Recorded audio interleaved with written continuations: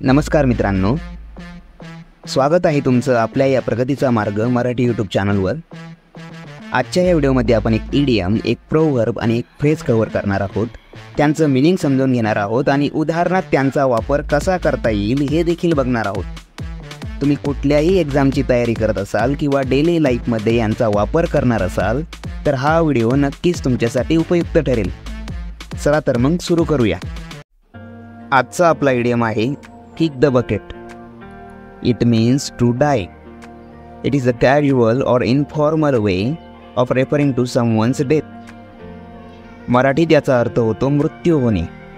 हे एखाद्याच्या मृत्यूचा उल्लेख करण्याचा एक सामान्य किंवा अनौपचारिक मार्ग आहे। चला तर याचं एक उदाहरण घेऊन समजूया। After a long battle with illness, Mr. Joseph kicked the bucket peacefully at his home, surrounded by family. म्हणजेच श्री जोसेफने दीर्घ आजाराशी लढा दिल्यानंतर आपल्या घरी कुटुंबियांच्या सानिध्यात शांतपणे प्राण सोडले। तर हा होता आजचा आपला इडियम किक द बकेट। आता एक फ्रेज बघूया। तर आजची आपली फ्रेज ऑफ द डे आहे on cloud nine. On cloud nine it means to be extremely happy or elated. म्हणजेच अत्यंत आनंदी किंवा उत्साही असणे। ते म्हणतात ना, सातव्या आसमानात असणे, पण हे इंग्रजीवाले आनंदित होऊन थोडं वर गेले आणि त्याचं करून टाकलं ऑन क्लाउड नाइन। चला तर याचं एक उदाहरण घेऊन समजूया। After winning the championship the whole team was on cloud nine celebrating their hard earned victory. म्हणजेच चॅम्पियनशिप जिंकल्यानंतर संपूर्ण संघ अत्यंत आनंदित होता आणि त्यांच्या कठोर परिश्रमाच्या विजयाचा आनंद साजरा करत होता।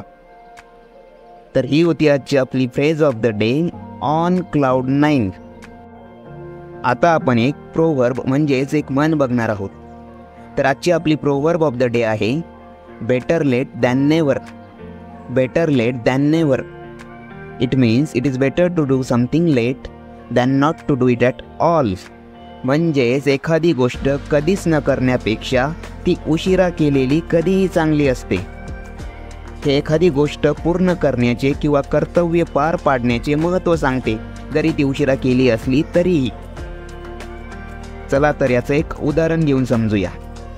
Even though it took him years to finish his degree, Soham finally graduated.